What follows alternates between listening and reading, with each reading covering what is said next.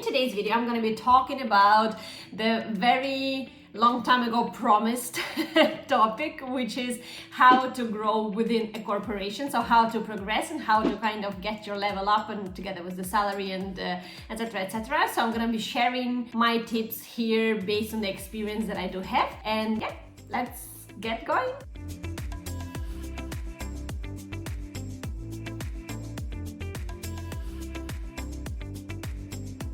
Before I start, I must mention that I'm obviously not an HR expert, neither am I the CEO of any company, so I am not the kind of, head of the top of the head to give you any sort of advice like that. However, obviously, I had 11 years of experience working within a corporation, and I started at the lowest possible level, and I progressed quite well, managing different teams and relocating to other countries, etc., all within the same company. So I do feel like I have lots of experience to share and kind of group it a little bit into tips that could make your path easier. Now, what I would like to start with is the number one step, which I think is really crucial before you get any sort of progress in anything. So never mind the growth within a corporate structure. And that would be very specific and very clear where you would like to be in a certain amount of years. So that annoying question when they ask you, oh, how do you see yourself in 5 years from now? That's exactly the question you should be asking yourself within the corporation, to be very specific on what you want, because not only to be able to answer that type of questions during the interview times. Obviously, when you are already in a company, you don't need to really be answering that type of questions because you probably won't be asked that type of question. However, if you do want to progress, that is something you have to be telling people around as soon as possible. Obviously, you have to be mindful that, from the moment you would like to get promoted till the moment you do get promoted, there is some time gap.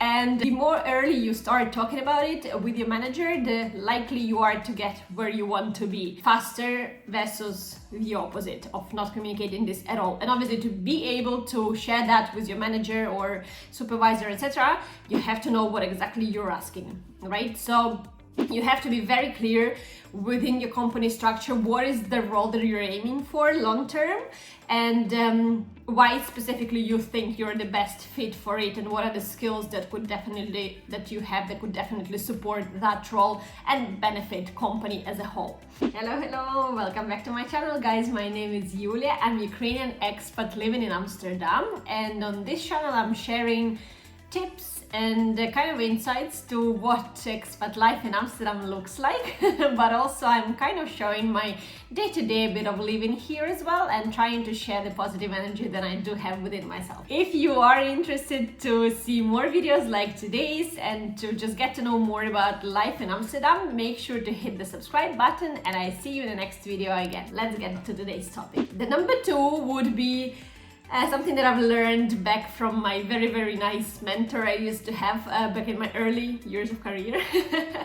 And that is a PI concept. So PI stands for P, performance, I, image, and E, exposure. So all of them three have to be equally nicely maintained for you to be, the fast kind of candidate to get promoted. Because obviously when we talk about the corporation, it's always more than just one person who desires the growth. So it's always kind of like a pick and choose, right, for the leadership to decide who is the next to get promoted or to get this type of a position or this team to manage. And hence, for you to be number one applicant, let's say, to be considered, that has to already, so the pie needs to be worked out well in advance before the decision takes place. And so when I talk about the pie, what I mean is, so performance, obviously you have to be performing. So if you're not getting your whatever it is that you're meant to do within your job description, you're not getting it done, it is a very unlikely, let's say, to happen that you could potentially discuss your promotion, because you're basically not dealing with the responsibilities that you're meant to deal with at the moment.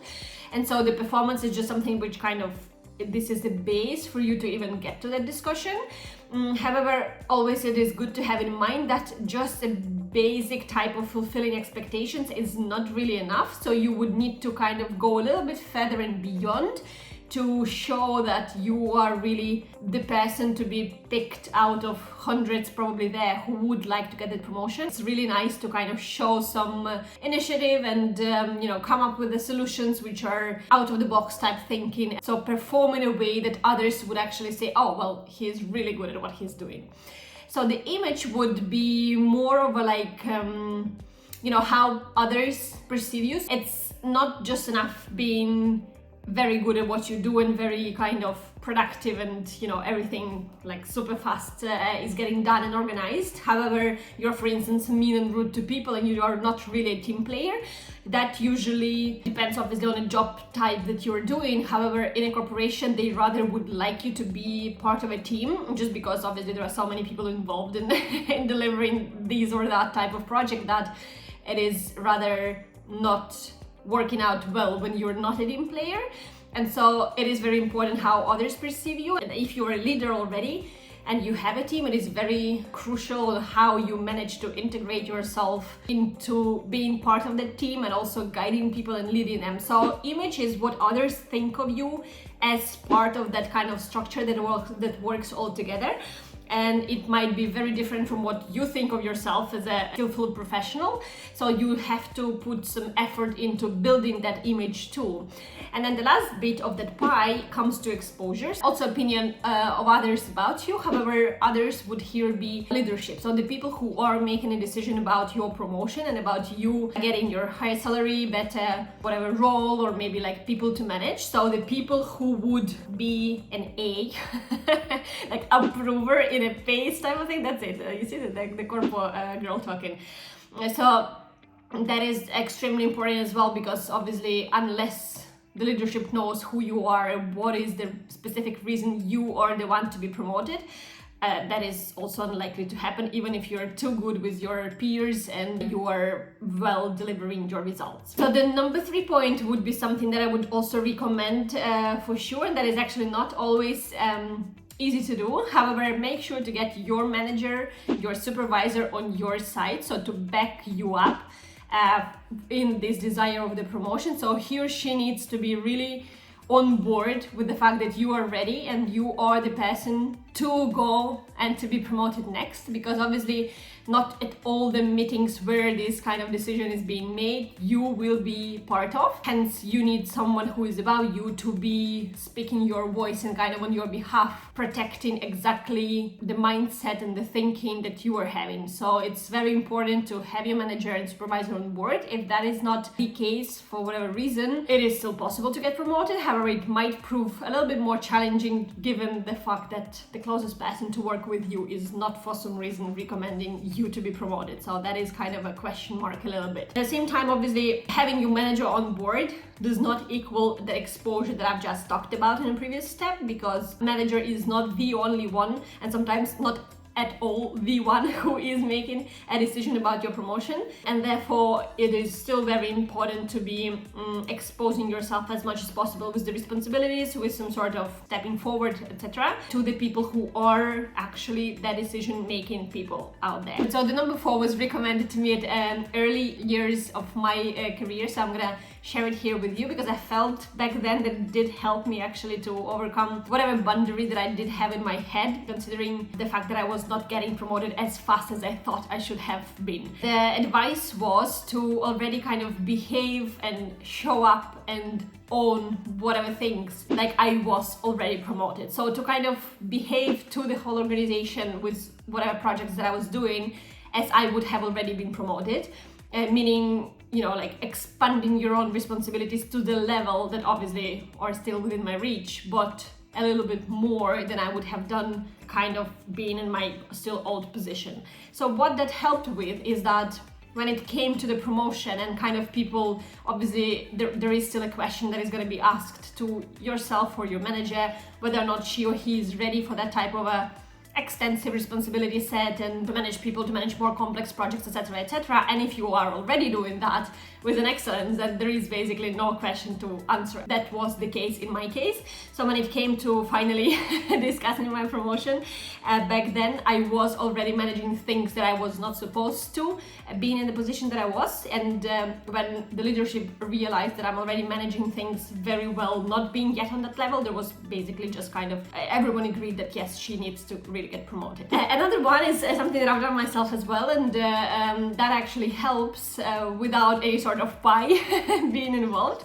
So whenever there is an opportunity of a new role, new branch, new team, new perhaps location being created within the company, there's always going to be a need of people, and the sooner you apply yourself for them sort of positions with a level up, the more likely you are to get them, just purely because, well, I mean, it's still kind of, again, don't get me wrong, if you're not performing and you don't have a good exposure and the good image, etc., you are unlikely to get relocated to another country and you know, get a director position from like a planner type position. However, if you are proving yourself to be a very good addition to this whole structure in a place where you are, and then the new opportunity comes up, and then you're showing your willingness to apply and to kind of help company, even though that is still unknown and kind of uncertain, etc., etc., then there is a big chance that that will be appreciated through the level up, through maybe a different, like through a team that you can get to manage, and all the type of benefits. In my case, I did that twice. I mean, in the first time, it wasn't really that I was stepping up for the kind of new sort of opportunity. I really wanted a certain location, and I've been asking for it since forever, like in Barcelona. And then there was just simply not a single opportunity there because the company was not present there. And then when the merge happened and the company started to be present there, so I was just the first person shouting and screaming, oh, please, please, it's me, I'm gonna do anything you want me to, but I'm just gonna go and relocate there. However, the second time when the headquarters opened in Amsterdam, I was among the first, I don't remember the number now, like 20 or 30 people who's applied, and we were back then like a big company, but still the company is big.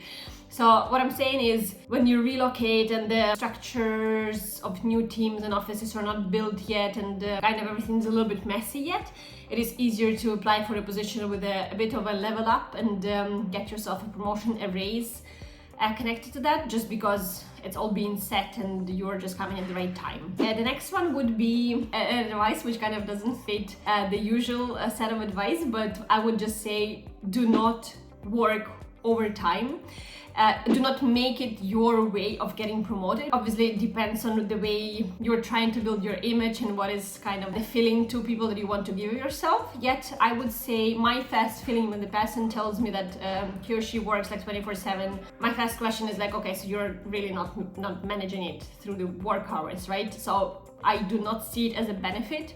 I see it rather as a problem.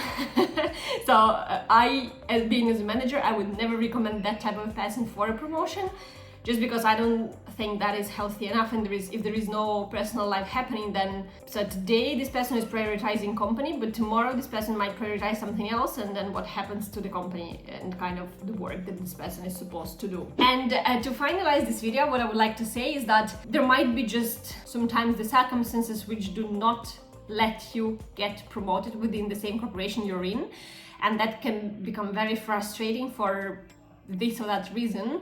So you have to always remember you've got lots of different options out there, and if you are not feeling fulfilled, appreciated, or you do not have enough space for your own growth and kind of to satisfy your abilities and ambitions, then definitely I would recommend looking out there for something and somewhere where those ambitions could be satisfied, because there is nothing more important than your happiness within the work environment, as we do spend quite lots of time being there in the offices and doing the work. So I believe it is crucial to feel happy just getting where you want to be and reaching the levels that you feel are really in line with where you should be. So I hope this video was helpful. I also hope I won't be talking about work topics in the nearest upcoming videos. But do guys let me know if there are any specific topics you would like me to cover in the comments, and make sure to hit subscribe over here, and I see you in the next video. Bye bye.